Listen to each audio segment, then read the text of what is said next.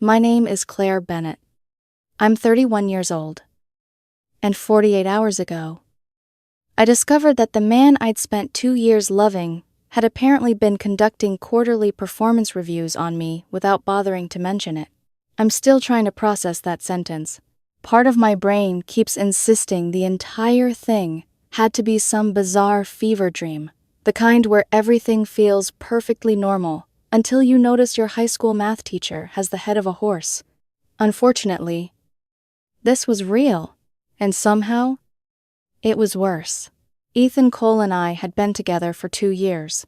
He was 29, worked in marketing, and made around $65,000 a year. I was a software engineer, making roughly $140 plus bonuses and equity. We met at a brewery after he accidentally stole the bar stool I'd been saving for a friend. He smiled, apologized, bought me a drink, and somehow we ended up talking until the bartender practically had to throw us out. It had felt effortless 6 months ago. Ethan moved into my apartment. Because our incomes were different, we split the rent proportionally. I never resented that. I made more, so I paid more. To me, that was what partnership looked like. 2 people contributing fairly, instead of pretending fairness always meant 50-50. Everything seemed normal. Maybe that's the part that bothers me most. There weren't screaming fights. There weren't mysterious midnight phone calls or lipstick stains or secret weekends away. There was just Ethan. Varm. Funny Ethan. The man who made coffee for me when I had early meetings. The man who remembered exactly how I liked my Thai food. The man who kissed my forehead every morning before leaving for work. And then there was his book club. Ethan had belonged to it before we met. Every other Wednesday, 6 guys got together at somebody's apartment or a bar. Sometimes they supposedly discussed whatever book they'd chosen. Sometimes Ethan came home laughing and admitted they'd spent 3 hours drinking whiskey and barely mentioned the book. I never cared, honestly. I liked that he had something separate from me. Healthy relationships needed breathing room. At least, that's what I thought. Tuesday afternoon. I was working from home. I'd been buried in code for nearly 3 hours when my phone buzzed beside my laptop. Group chat notification. Book club bros. I frowned. I'd never been part of their chat. Before I could figure out why I'd been added, another notification appeared. Marcus? Okay. Gentlemen, updated spreadsheet is live. Don't forget to rate this month's metrics. I stared at the screen. Spreadsheet. Metrics. Maybe they'd finally become aggressively organized about book recommendations. Then somebody posted a Google Sheets link. Against my better judgment, I opened it. The title read, Investment Portfolio Analysis. For approximately 3 seconds, I genuinely thought Ethan and his friends had started discussing stocks. Then I saw the first column, Name. The second, Occupation. Then, estimated annual income, assets, property, long-term potential, overall rating 110. My stomach tightened. These weren't investments. They were women. Their girlfriends. Us. I scrolled until I found my name, Claire Bennett. Software engineer. $140K base plus equity. Bonus. 2021. Audi. Strombone Chamle. Motka. No property yet. Then Ethan's notes. Good earner. Responsible. Too cautious with money. Needs push toward home ownership for maximum ROI. Overall rating. Ba. 5%. I actually laughed. Not because it was funny. It was one of those tiny, involuntary sounds your body makes when your mind refuses to absorb what you're seeing. Maximum ROI. Return on investment. My boyfriend had rated me like a mutual fund. The messages kept appearing. Marcus updated Lauren's score. Her parents still owned that vacation property. If we get engaged? That's probably staying in the family. Ryan's smart. Lock it down before she realizes her value. Lol. Derek. Meanwhile, mine keeps talking about experiences over possessions. Babe. I need equity. Not another hiking story. Josh. At least yours makes decent money. Megan's still trying to make teaching work long term. Marcus, what's Megan at now? Josh, 6. Ryan, harsh. Josh, she's amazing. But income ceiling is real? I'm 30. Can't ignore numbers forever. Then another message appeared. Ethan. My Ethan. Ethan Claire brought up maybe traveling again next year. Meanwhile, I've been hinting about houses for months. Ryan. She's the engineer. Right. Ethan, yeah. Ryan dude. Push harder. She's sitting on earning power. Marcus, seriously. You don't date $140K and spend forever renting. My fingers had gone cold. Because Ethan had been talking about buying property. For months. He'd frame it casually. We should think about the future. Rent is basically throwing money away. You'd qualify for an amazing mortgage. I thought he meant us. A home. A future. Something we would build together. Another message popped up. Ethan. She gets weird when I push finances too hard. Thinks everything has to be romantic. Derek, women. Ethan. She honestly thinks I'm with her, purely because I love her. Ryan, aren't you? 3 dots appeared. Then Ethan answered. Ethan. Of course I love her. But I also love financial security. I read it once. Then twice. Then a third time. Something inside my chest seemed to go very quiet. Not anger. Not yet. Shock has its own kind of silence. It felt like standing inside a house after hearing glass break downstairs. Knowing something had entered your life, but not knowing yet how dangerous it was. The conversation continued. They were planning Wednesday's book club.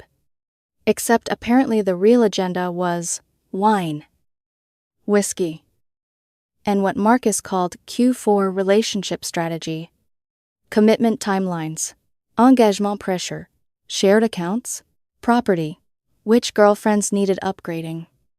One of them casually admitted he was already browsing Hinge because his current girlfriend's career trajectory wasn't meeting his expectations. Then, I noticed the member count. 7. 6 men. And me.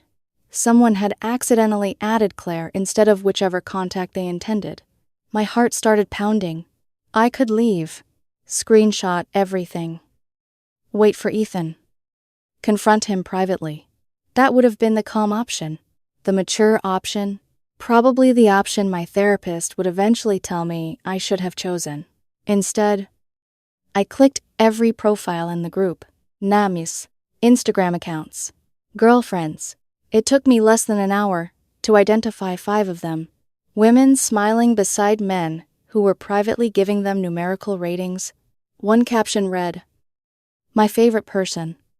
I wondered if she knew her favorite person had scored her 7 out of 10 because her parents had family money complications. Something in me snapped into absolute clarity. I returned to the group chat, typed, deleted it, typed again, then finally sent, "Hey. Book club. Thanks for adding me. Really appreciate the transparency. The spreadsheet is particularly impressive. You guys put a remarkable amount of effort into evaluating our financial usefulness. For your information." Ethan. Yes. I can see everything. And, since transparency seems important here, I'm sending the spreadsheet to every girlfriend I can identify. Figured, the rest of the portfolio deserves to see their ratings too. P.S. I actually have been looking at houses, but not anymore. Not with you. Anyway, for several seconds, nothing happened. Then the typing indicators appeared all at once. Marcus is typing, Ryan is typing, Ethan is typing, Josh is typing. I didn't wait. I sent screenshots to every woman I could find. Hi. You don't know me. I'm Ethan's girlfriend. I was accidentally added to your boyfriend's private group chat today. I think you deserve to see this. Attached. Sent. Next woman. Sin. Next. Sent. The final message went out at 3:47 p.m. Then I left book club Bras. My phone rang instantly. Ethan. Decline. Again. Decline. Then texts. Claire. What the hell? Please call me. Delete those screenshots. You don't understand. We need to talk. Another notification appeared. Instagram. One of the girlfriends had already posted part of the spreadsheet to her story. Ladies. Apparently I'm not a girlfriend. I'm an investment vehicle. Another woman posted. Just discovered I'm a 6/10 because I'm a teacher. Thanks. Baba. That was when the anger finally arrived. Not explosive anger. Cold anger. The kind that makes you very efficient. I walked into the bedroom. Pulled Ethan's suitcase from the closet. Then I started packing shirts, jeans, shoes, toiletries. The framed photograph of us from our first anniversary sat on his nightstand. I picked it up. For a few seconds, I stared at the woman in the photograph. Me, smiling, completely unaware that somewhere behind that smile, the man holding my waist had apparently assigned me an 8. Woo! I placed the photograph face down inside the box. 45 minutes later, someone started pounding on the apartment door. Claire. Ethan. Claire. Open the door. I stood in the hallway surrounded by boxes containing 2 years of someone's life. His voice came again. Please, we need to talk. I looked at the newly changed lock, then at his boxes, and for the first time since opening that spreadsheet, I smiled. Because Ethan wanted to talk about value, he was about to find out exactly how much I valued myself. Ethan kept pounding on the door. Claire, open up. I didn't move immediately. There was something surreal about hearing his voice through the door, while standing next to boxes filled with his clothes, his shoes, his expensive electric toothbrush, and the stupid ceramic mug that said, World's Okayest Boyfriend, 48 hours earlier. That mug would have made me smile. Now it felt prophetic. Claire? Please. His voice cracked on the last word.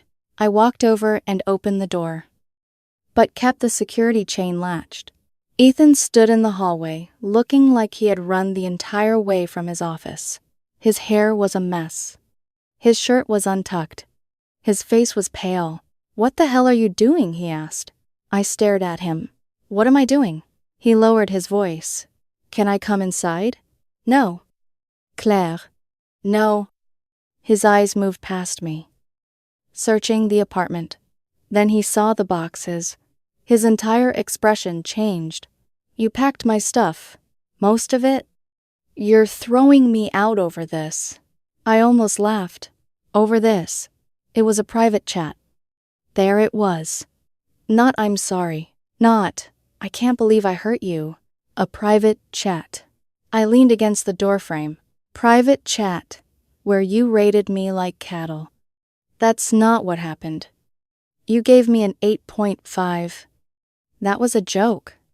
You listed my salary, retirement account, car, and whether I owned property. We all did. That somehow makes it better. Ethan rubbed both hands over his face. You're taking everything literally. I usually take spreadsheets literally. His jaw tightened. Claire. Come on. No. Explain it to me. Seriously. Explain the funny part. He glanced down the hallway like he was worried someone might hear us. The spreadsheet was Marcus's idea. Of course. He works in finance. He turns everything into numbers. And you participated? It was just guys talking. Guys talking. Yes. About which girlfriends have the best long-term return on investment. You're making it sound worse than it was. I felt something sharp twist inside me. Then make it sound better. He opened his mouth. Nothing came out. I continued. Explain needs push toward home ownership for maximum ROI. Or explain why you told them I think you're with me because you love me. I do love you. But. There is no but. There was literally a but. Ethan. I read it. He looked away. I repeated the exact line. Of course I love her. But I also love financial security. His face went red. It was a joke. That must be your favorite sentence tonight. Because it was. You know what's funny? I had actually been looking at houses. His head snapped back toward me. What? I talked to a lender 3 weeks ago. You never told me. I wanted to surprise you. For the first time, he looked genuinely stunned. I had imagined telling him over dinner. I had imagined sliding a folder across the table and watching his face light up when he realized I had gotten pre-approved. I had even saved listings. 3 bedrooms, a yard, enough room for an office, maybe kids someday. That fantasy now felt like something that belonged to another woman. You were really looking. Yes. His voice softened immediately. Then you know we wanted the same thing. No. We did. No. Ethan. I wanted a home with someone who loved me. You wanted access to a financially optimized asset. That's ridiculous. Your words? Not mine. He stepped closer. The chain pulled tight. Babe. I messed up. I hated how easily that word still reached some weak, bruised part of me. Babe. For 2 years, that word had meant safety. Now it sounded like strategy. I messed up, he repeated.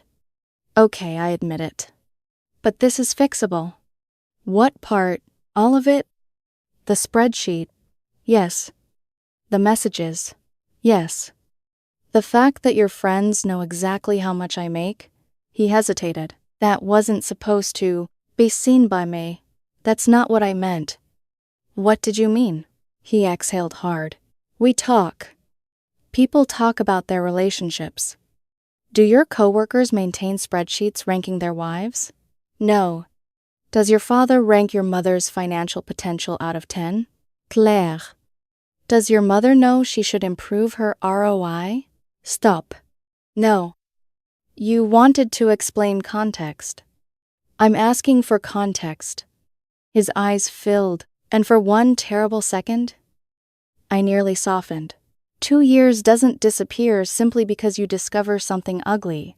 Your body remembers affection, even after your mind understands betrayal. Then Ethan said, You had no right to send those screenshots. The softness vanished. I stared at him. What? You exposed private conversations. I actually felt calmer, because there it was. The thing underneath the tears. You had no right. He repeated. Those guys are getting destroyed because of you. Because of me? Yes. Interesting. Claire. One of them was supposed to get engaged. To the woman he rated 7 out of 10 because of family, money, complications. You don't know their relationship. But apparently, he knows her parents' property portfolio. That's not the point. It's exactly the point. Ethan's voice rose. You didn't have to blow up everybody's lives. I looked at him for several seconds. Did you tell them to stop? What? When they were calling their girlfriends' investments, did you tell them it was disgusting? It wasn't like that. Did you tell Josh not to call Megan a 6 because she's a teacher? Silence. Did you tell Ryan it was wrong to browse Hinge for an upgrade? Silence. Did you tell Marcus Lauren was a person, not access to vacation property? His nostrils flared. We were joking around. Sono. He looked exhausted. Then he tried a different approach. His shoulders dropped. His voice went quiet. Claire. Please. Can we talk inside? No. Everyone can hear us. Then, maybe stop shouting. He looked toward the neighbor's door. Where am I supposed to go tonight? I shrugged. Ask Book Club Bros. His face hardened. That's cruel. No. Rating girlfriends by income is cruel. This is logistics. You're really doing this? Yes. This apartment became my home too. You're not on the lease. I've lived here 6 months. And I packed everything respectfully. He stared at me. Then his expression twisted. This is insane. I almost closed the door. He put his palm against it. Wait. Move your hand. Claire. Listen to me. Move your hand. He pulled it back. I love you. Those words landed differently now. Before, they would have stopped me. Instead, I heard the spreadsheet beneath them. 8.5. Good earner. Maximum ROI. I believe you think you do. I said. His eyes widened. What does that even mean? It means, maybe you loved me. But you also measured me. That's unfair. You assigned me a number. You were an 8.5 because you're amazing. I blinked. Excuse me. He realized too late what he'd said. I mean, you are actually defending the score. No. You just told me 8.5 is good. I'm saying it wasn't an insult. I stared at him in disbelief. So if you'd given me a 9, we wouldn't be breaking up. That's not what I meant. Behind him, a door opened. Mr. Holloway from 4B stepped into the hallway, wearing plaid pajama pants and a faded college sweatshirt. He was in his 60s. Retired. And generally communicated with everyone in the building through annoyed nods. He looked between us. Everything okay? Ethan immediately lowered his voice. Yes. Sorry. Mr. Holloway frowned. You two have been arguing for 20 minutes. Ethan gave an embarrassed laugh. She's having a meltdown. I slowly turned toward him. He corrected himself. We're both emotional. Mr. Holloway looked at me. You all right? Claire. I nodded. Fine. Ethan said. She found a private group chat and is blowing everything out of proportion. Mr. Holloway raised an eyebrow. I said. He and his friends made a spreadsheet rating their girlfriends based on salary, assets, property, and financial potential. Mr. Holloway looked at Ethan. Seriously, it sounds worse when she says it like that. How else would you say it? Ethan's face went crimson. Mr. Holloway looked at me again. What score did you get? I almost smiled. 8.5. He whistled softly. Cold. Ethan snapped. Can everyone stop acting like this was some kind of criminal conspiracy? Mr. Holloway lifted both hands. I asked you to keep it down. Didn't ask to be recruited. Then he looked at Ethan. But yeah, that's cold. Man. He disappeared back inside. Ethan stared at the closed door. This is humiliating. I felt something inside me finally break cleanly. You're humiliated. Yes. Imagine, discovering the person sleeping next to you has been privately calculating whether you're financially worth keeping. His eyes dropped. For several seconds, neither of us spoke. Then he whispered, I'm sorry. This time, it sounded real, and somehow that hurt worse. I know. I said, please don't end 2 years over one stupid mistake. It wasn't one mistake. It was... No. The accidental invitation was one mistake. Everything I read happened before that. He flinched. I continued. The spreadsheet wasn't an accident. Silence. The conversations weren't an accident. Silence. Talking about my money wasn't an accident. He looked away, and deciding that knowing my worth meant knowing my salary definitely wasn't an accident. His eyes filled again. What we had was real. Maybe it was. Then you should have protected it. That landed. His face crumpled slightly. I closed the door. The next morning, Ethan texted that he would come by at 11 to get the rest of his things. At 10:50, she opt. My building camera showed 3 people walking toward the entrance. Ethan, Marcus, and Derek, apparently men who secretly rated women in spreadsheets, needed emotional support witnesses.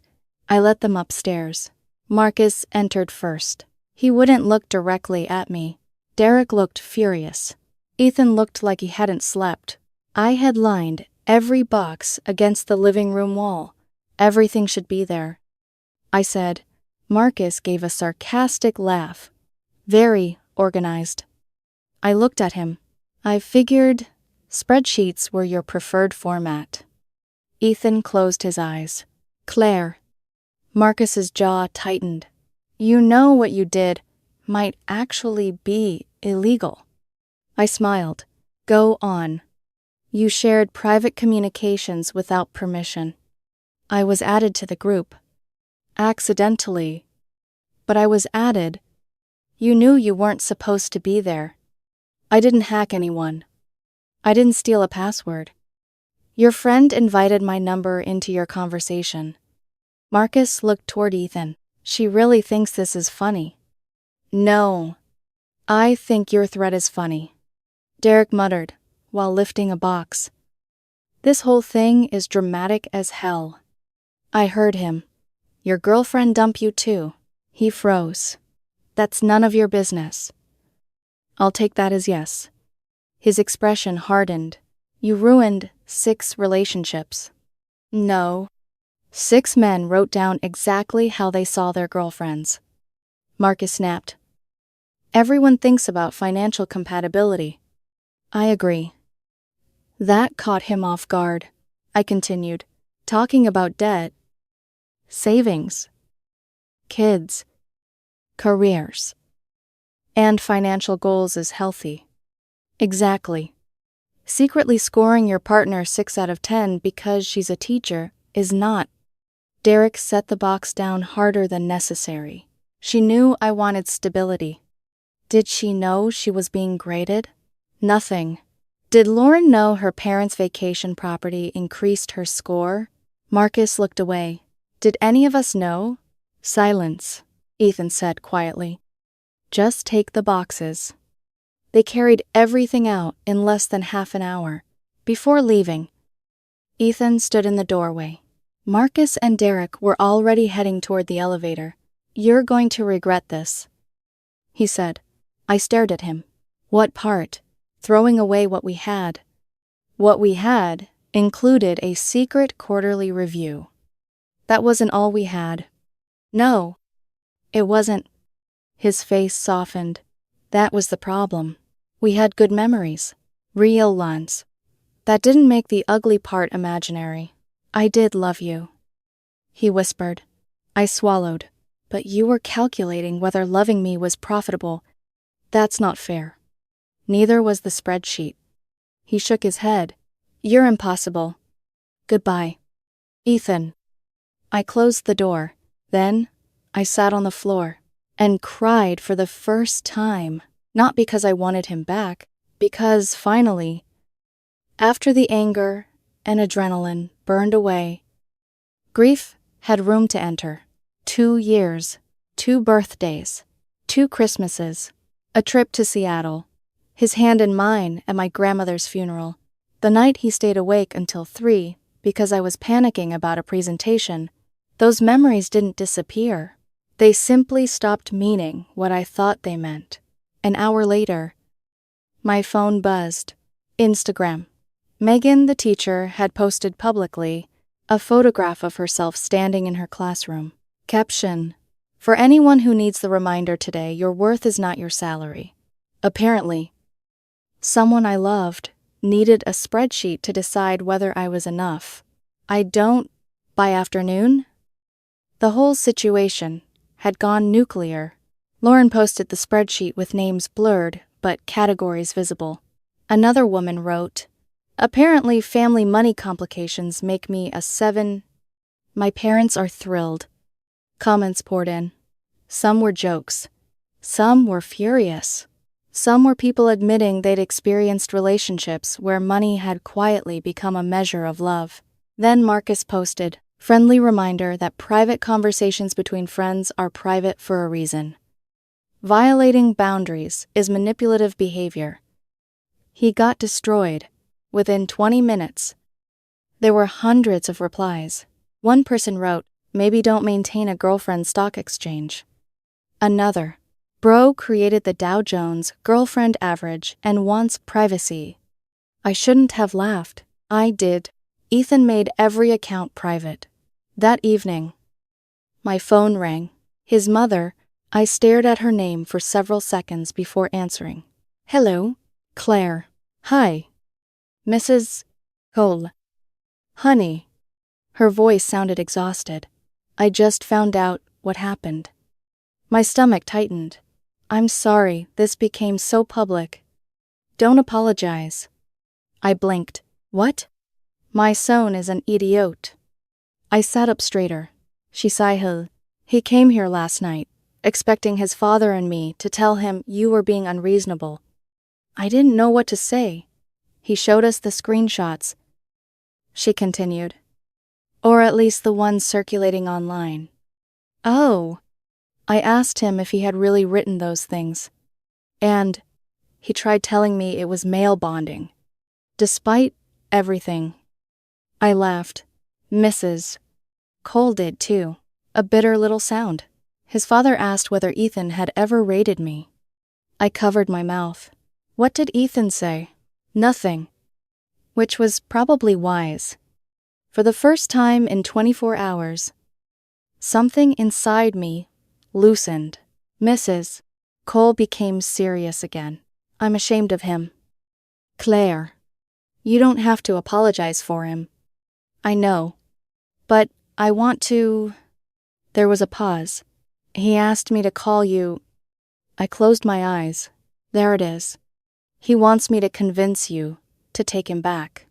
And I told him absolutely not. I opened my eyes. "You did, honey. If a man reduced my daughter to her paycheck, I'd tell her to run." I swallowed hard. "So I'm telling you the same." "Thank you. You were good to him." "I tried." He took that for granted. We talked for another 10 minutes. Before hanging up, she even offered to reimburse me for changing the lock. I declined. Later that night, an Instagram message request appeared. Lauren, the woman Marcus had rated partly based on her family's vacation property. I opened it. "Claire. Thank you. I was expecting a proposal before Christmas. I had no idea he talked about me like that.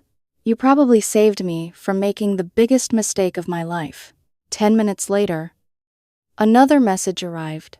"Megan, I've spent months feeling guilty because I make less than Josh. He kept making comments about career ambition and building a future. I thought I was insecure. Turns out my gut was screaming for a reason. Thank you." Then, another, from Nicole. One of the girlfriends I had barely identified. This one was different. "Ethan is furious at Marcus. Marcus is blaming Ryan. Ryan is blaming Derek. They're all blaming the guy who accidentally added you.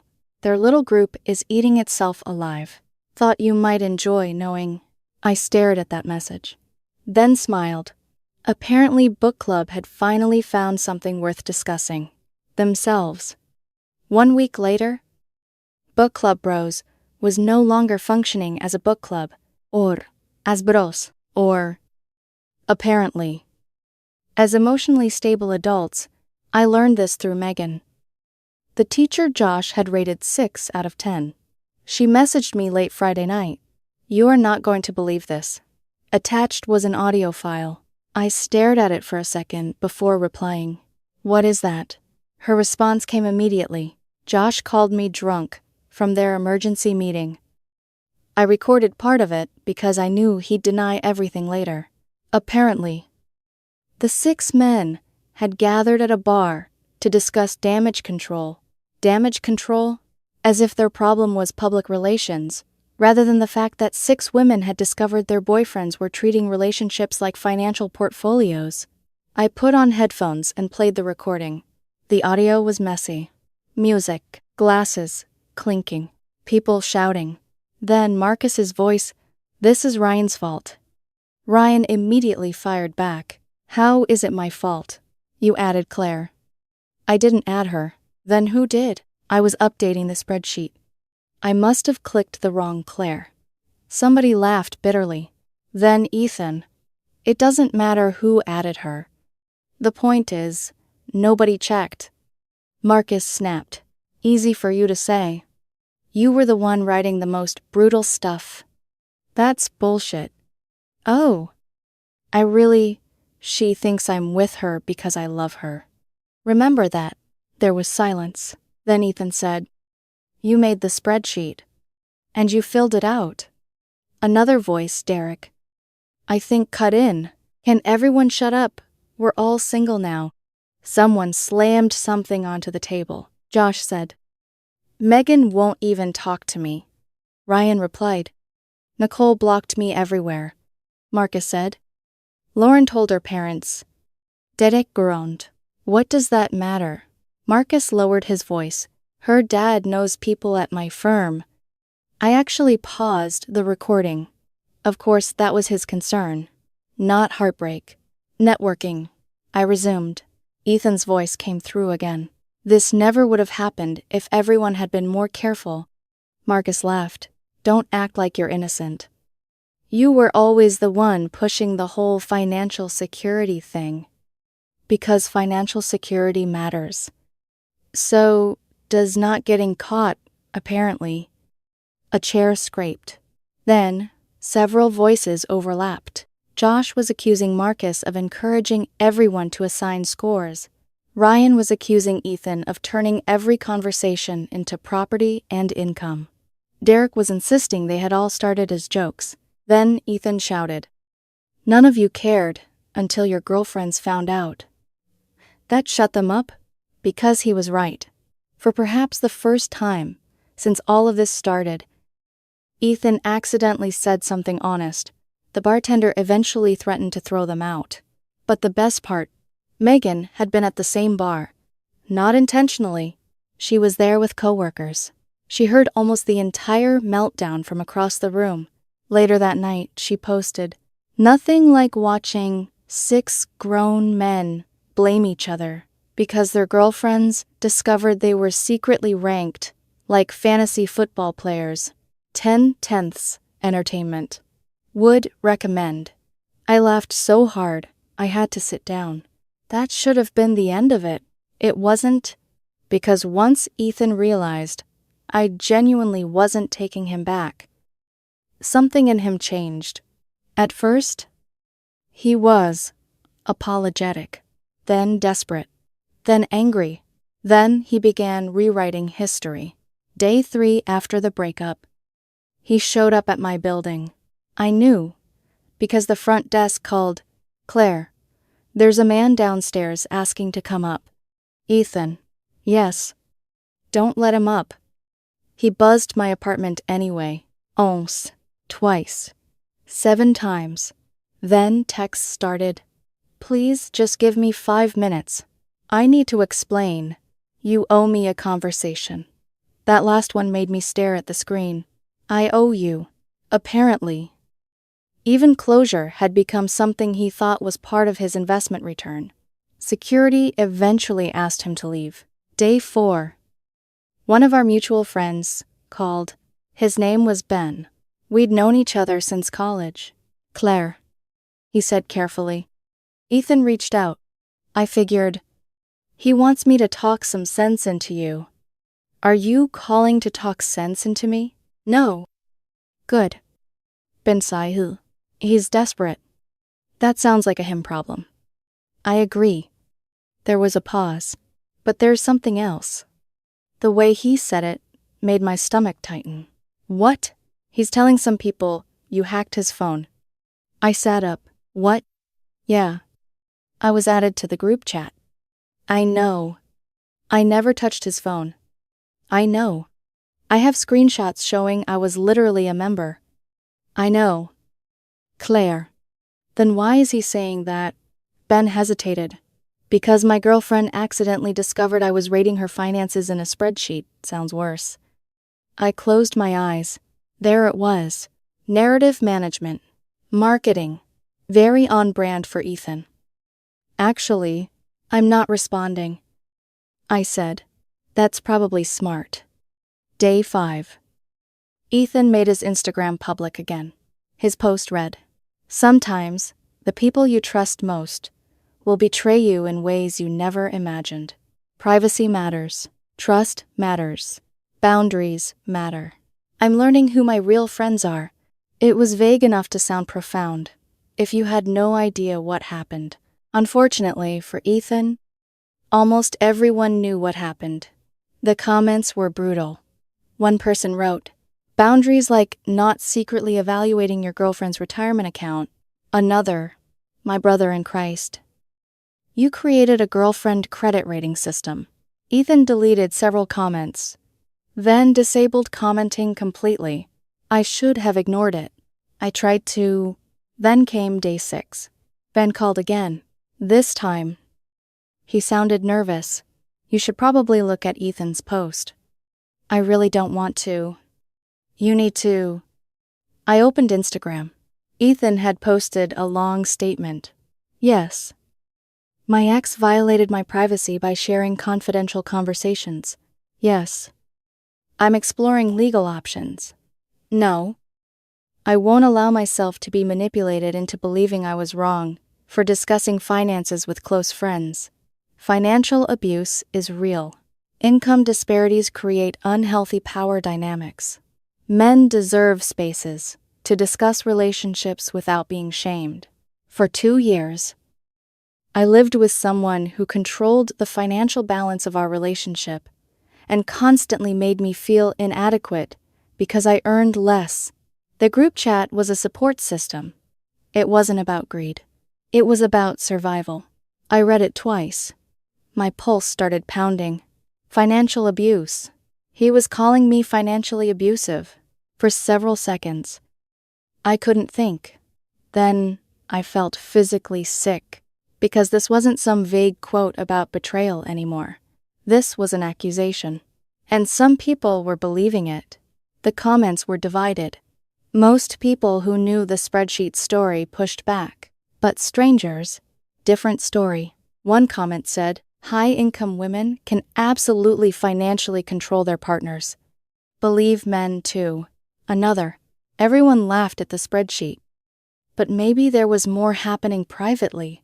I put the phone down, then picked it right back up. Called Ben. "He's lying." "I know. I never controlled him." "I know. I paid more because I made more." "I know. He chose that arrangement." "I know. I never made him feel ashamed about his salary." "I know." "Claire." My voice cracked. "He's turning me into some kind of abuser because he got embarrassed." Ben was quiet. Then he said, "Do you still have your payment history?" I stopped. "Yes." "Then maybe stop protecting him." That sentence stayed with me for 6 days. I had refused to engage beyond the original screenshots. I had told myself the truth would speak for itself. But lies have a way of becoming truth when repeated confidently enough. So I opened Venmo. Bank statements, receipts, shared expense records. 2 years of our relationship reduced to transactions. Ironically, I found exactly what I needed. Rent. Every month? Ethan sent me around $650. I paid approximately $1. 150. Groceries. Mostly me. Utilities. Mostly me. Trips. Usually split. Sometimes entirely covered by me. Dinner reservations. Concert tickets. Uber rides. His birthday. A $900 necklace he had admired for months. I took screenshots, blurred account numbers, blurred anything unrelated, then posted a single story. Since we're publicly discussing financial abuse, here's the actual financial arrangement from our relationship. I paid approximately 65% of shared household expenses because I earned more. I regularly covered groceries, dates, travel, and other expenses. Here are 2 years of transactions. No one was forced to stay. No one was financially trapped. And for the record, I never rated my boyfriend out of 10 based on his salary. I added one final line. Correcting a false accusation is not revenge. Then I posted it. I didn't tag Ethan. I didn't need to. Within 20 minutes, my messages exploded. A former coworker wrote, "Claire, I'm sorry. Ethan told us you made him pay half of everything despite earning twice as much." Another mutual friend. He told people you held the apartment over his head constantly. Another. This changes everything. I stared at that one. Changes everything. Which meant people had believed him. My phone rang. Ethan. For the first time since the breakup, I answered, "Hello. Take it down." "Nah, hello? No apology. Just a command." "No. You're making me look awful." "You made yourself look awful." "I never said your name." "You said, my ex." That could mean anyone. "Ethan, we broke up publicly 1 week ago. Everyone knows exactly who you mean." "You're twisting this." "I posted receipts." "You're humiliating me." "You accused me of abuse." "I said I felt financially controlled." "That is not what you wrote. You're doing this for revenge." I laughed once. "Revenge. Yes. If I wanted revenge, I would have posted every screenshot I had." Silence. "I posted one response after you lied about me." "You have no idea what people are saying." "What are they saying?" His voice cracked. "That I'm a gold digger." I said nothing. "That I used you." Still, nothing. One guy called me, something I'm not even repeating. "That sucks." "You don't care."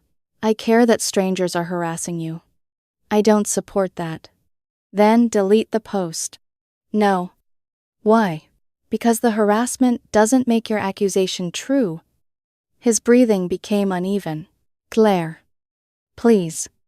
For a second, I heard the old Ethan again. The one who whispered my name when he was tired. The one who held my hand in airport lines. The one who knew I hated thunderstorms and always closed the blinds before I asked. Then I remembered what he had done. "I need you to stop talking about me." I said, "I have a right to tell my story." "Of course." "Then why?" "But when your story includes false claims about me, I have a right to correct them." He went silent. Then his voice hardened. "My lawyer will handle it." "Great." "What?" "Have your lawyer call me." He hesitated. "I will." "Okay." Another pause. "Claire." "What?" "You've changed." I almost smiled. "No. You just don't like that I stopped protecting you." He hung up. No lawyer ever called. 3 days later, Marcus messaged me. "You've made your point. Ethan's sorry. We're all sorry. Can you just move on now? You're dragging this out for attention." I read the message twice, then replied, "I posted once after Ethan publicly accused me of financial abuse. Tell him to stop talking about me, and I'll have nothing left to respond to." Marcus never answered.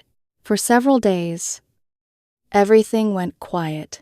I started sleeping again. Not well, but enough. I deleted screenshots from my phone after backing them up, packed away anything Ethan had forgotten, changed my streaming passwords, bought new sheets? That sounds stupid. Maybe, but I needed one thing in my bedroom that had never touched him. Then, yesterday afternoon, I went grocery shopping. Nothing dramatic. Milk, coffee, chicken, something frozen, because apparently emotional recovery does not automatically teach you to cook. I was comparing 2 brands of pasta when I felt someone staring at me. Looked up. Ethan. 3 aisles away. He froze. So did I, for a second. Neither of us moved. Then I nodded politely, turned back to my cart, kept walking. I heard him whisper to whoever he was with. That's her. I didn't look back. Checked out. Walked toward the parking lot. Then heard footsteps behind me. Claire. I kept walking. Claire. Wait. I stopped. Turned around. Ethan stood several feet away. He looked different. Not dramatically. Just tired. Thinner, maybe. Can we talk? He asked. No. Please. I'm going home. I need closure. I almost laughed. You had closure. No. I didn't. I told you the relationship was over. That's not closure. What exactly do you want? His eyes moved toward the ground. I want to know how you could erase 2 years so easily. The words hit harder than I expected. I didn't erase anything. You act like I never mattered. You mattered. Then how can you be so cold? I looked at him. I cried after you moved out.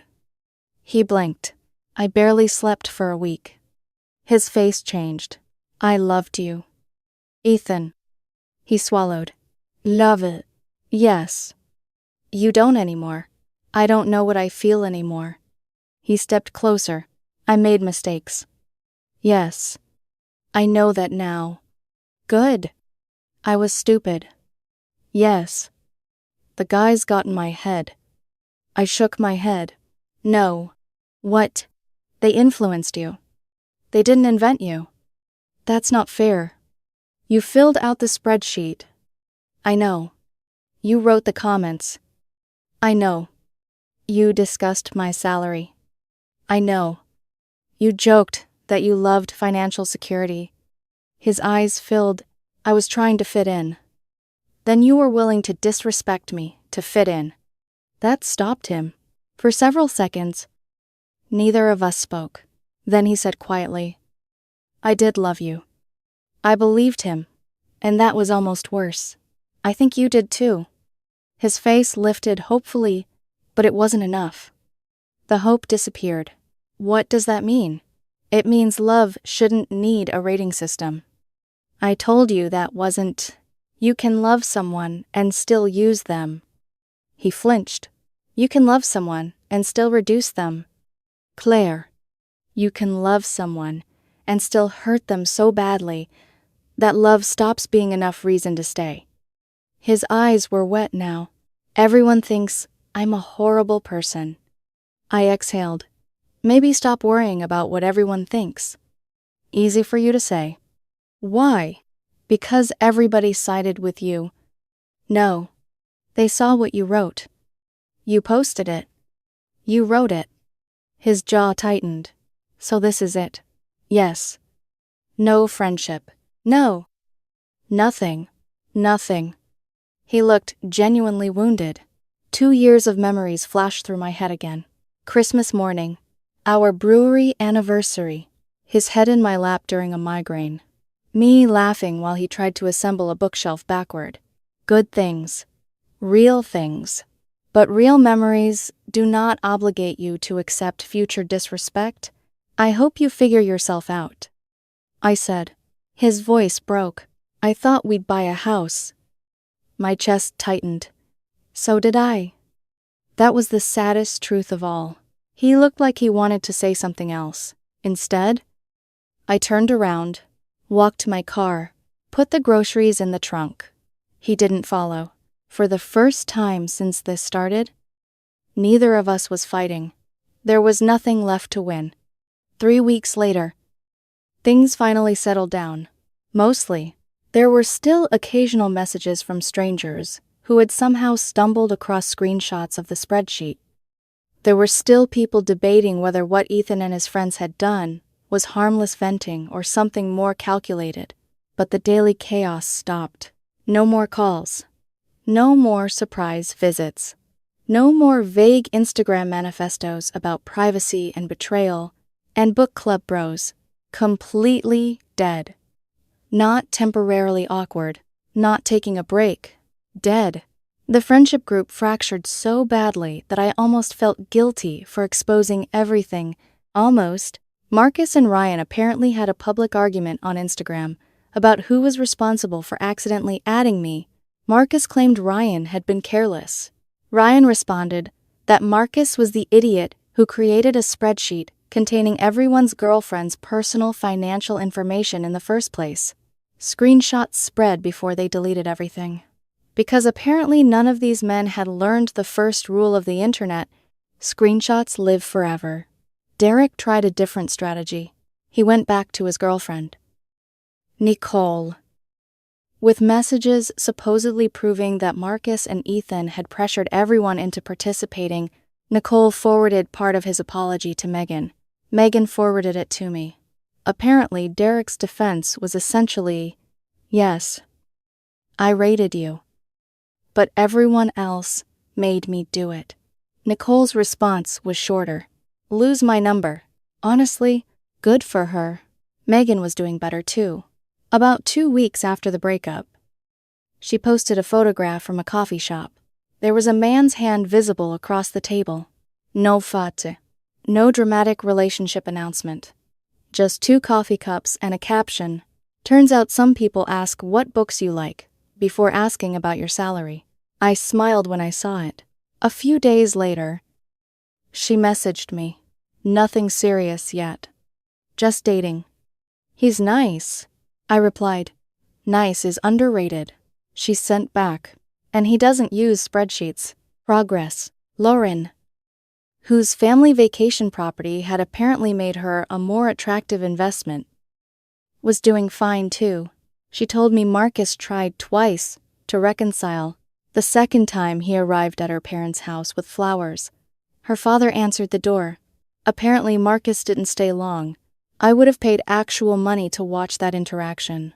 Then there was Ethan. For almost 2 weeks after the grocery store, I heard nothing. I assumed that was finally it. Then one Sunday morning, an email arrived. Subject: I owe you a real apology. I stared at it for a long time before opening it. Part of me didn't want to. Another part needed to know which Ethan had written it. The defensive Ethan, the angry Ethan, the one who called me financially abusive, or the man I had loved.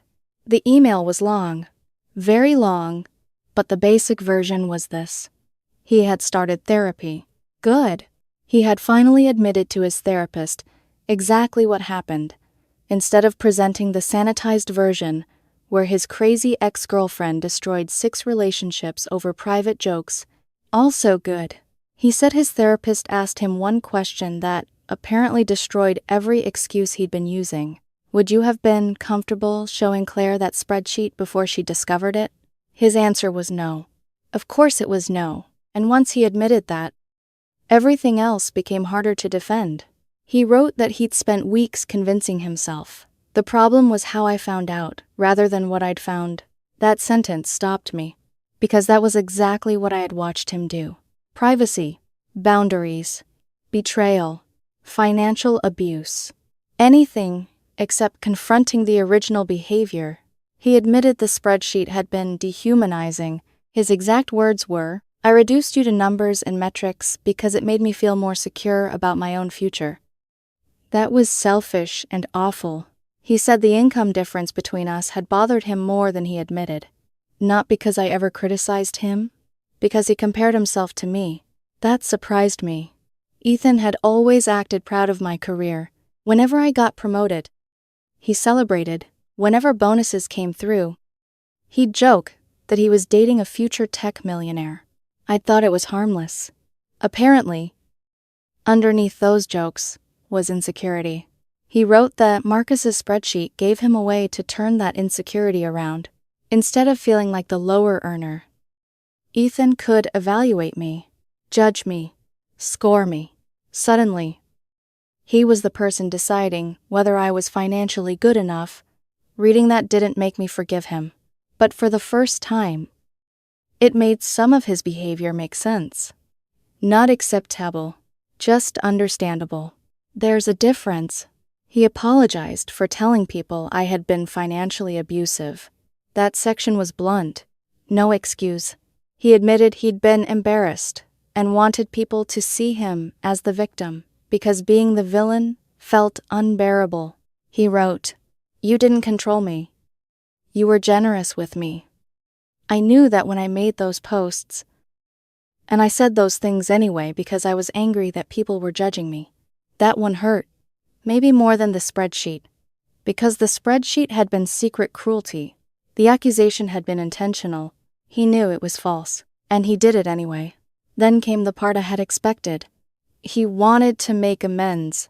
He said he understood if I never forgave him. He hoped eventually we might be friends. Hard no. Then came the paragraph that almost sounded like the Ethan I remembered. "I know I reduced you to numbers and metrics." That was dehumanizing and awful. I got caught up in something toxic with my friends and lost sight of what mattered. You deserved better. I hope someday you find someone who sees all of you and never makes you question whether your worth comes from what you earn. I read that paragraph twice. It sounded sincere. Maybe it was, people can do terrible things and genuinely regret them afterward. Those truths can exist together. Then I reached the final line. P.S.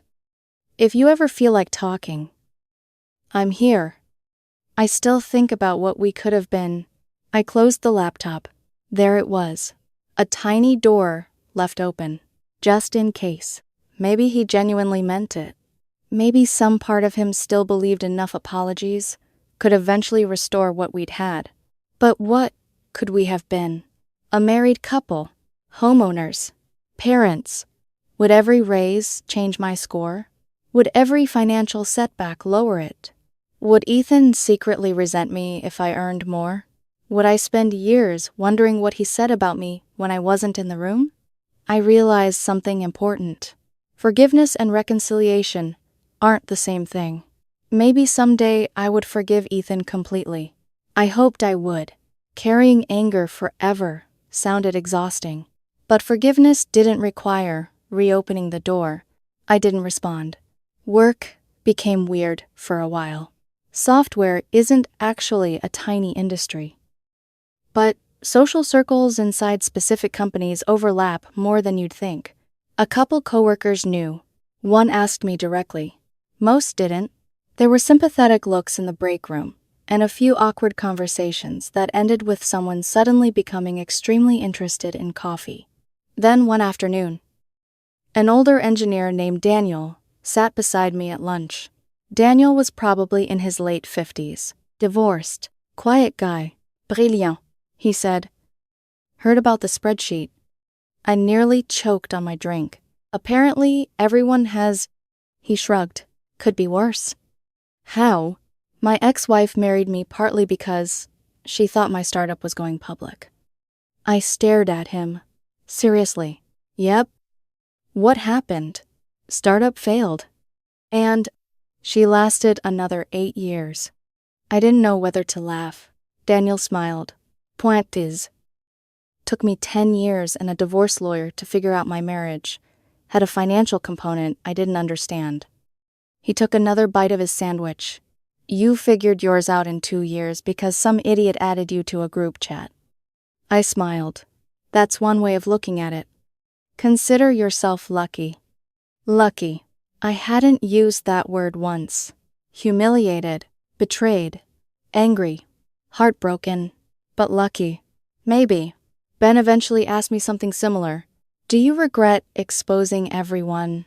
I thought about it. Really thought about it. Honestly, yeah. No. And I didn't. If I'd confronted Ethan privately, I know how it probably would have gone. It was a joke. You're being sensitive. Marcus made the spreadsheet. Everybody talks about money. You're taking it out of context. Maybe I would have believed him. Maybe he would have deleted everything. Maybe book club bros would have become some new chat I never knew existed. Maybe the mindset would have stayed exactly the same. Instead, 5 other women got information they deserved to have. Megan stopped feeling ashamed of being a teacher.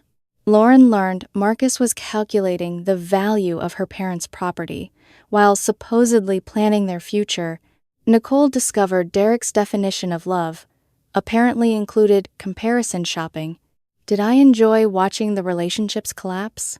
At first, maybe a little. I was angry. I'm human. But weeks later, what I mostly felt was relief.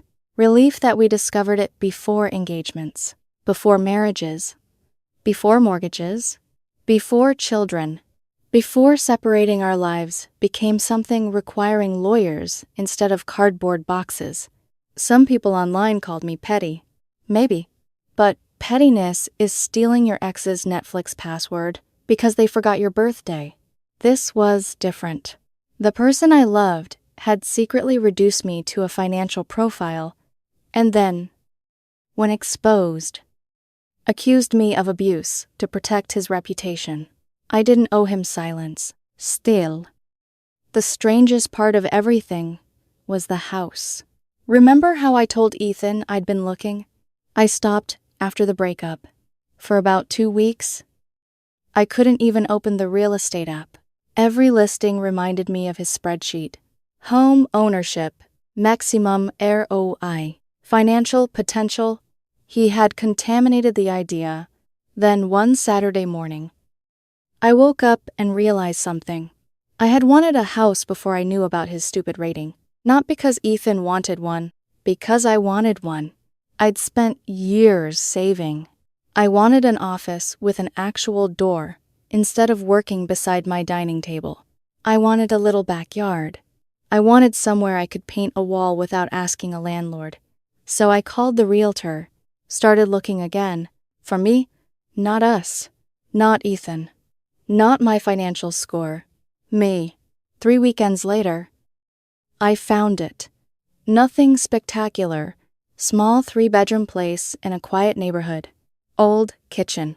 Slightly ugly bathroom tile. A backyard that needed work? But the afternoon light came through the living room windows in this warm golden stripe.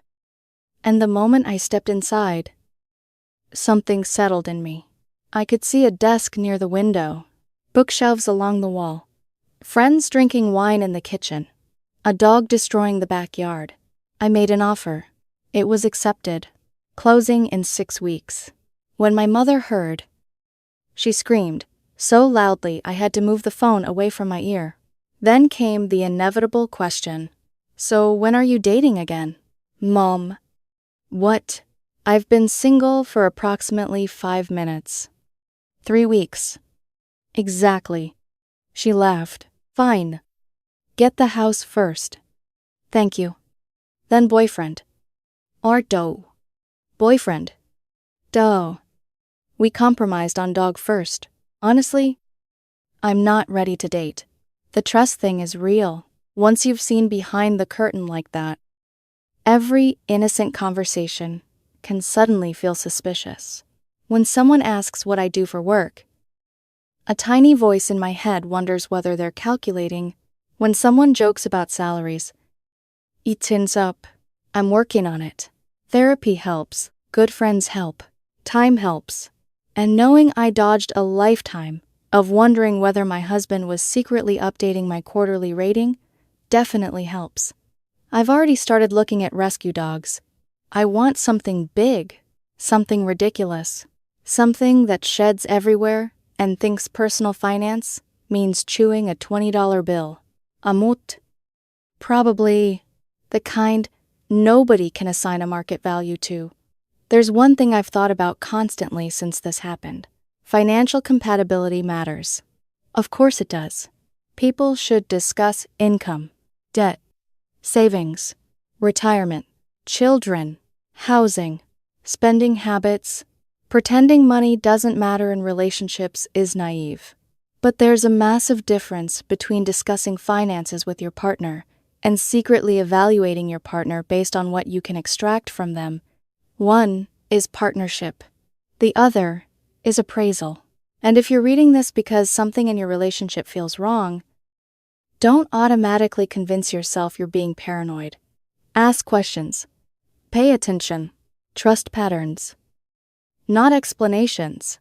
And if you ever discover that the person who claims to love you has turned your salary, assets, family, property, or career into a score determining whether you're worth keeping, believe the spreadsheet, not the apology that comes after they get caught.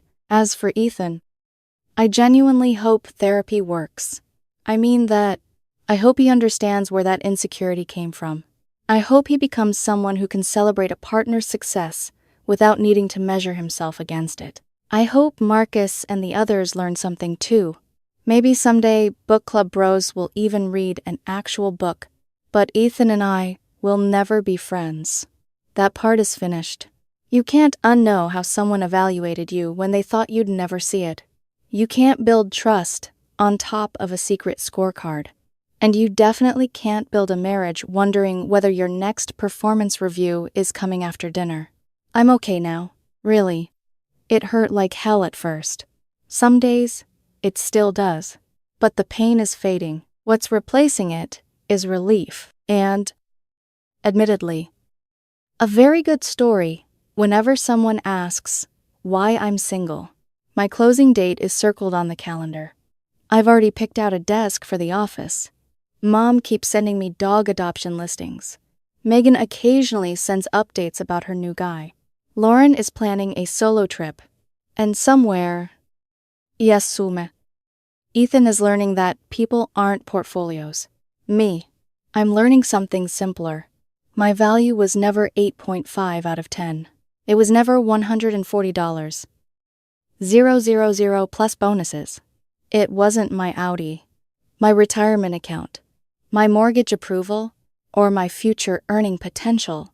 And the next man I let into my life will understand that before he ever gets a key to my house, for now. Though, I'm going to finish buying the house. Then I'm getting the dog. Because rescue mutts don't care about your 401k. They just want you to come home. And after everything that's happened, that sounds like a pretty good investment to me.